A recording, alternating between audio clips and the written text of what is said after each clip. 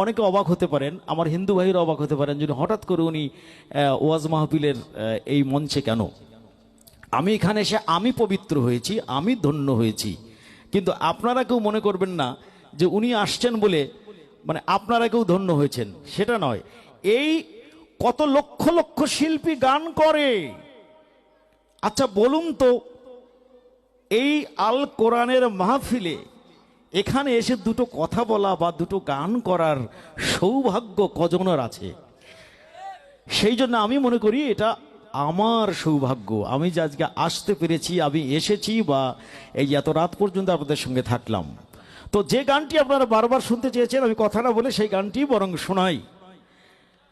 যে গানটি আমি করেছিলাম 2011 সালে।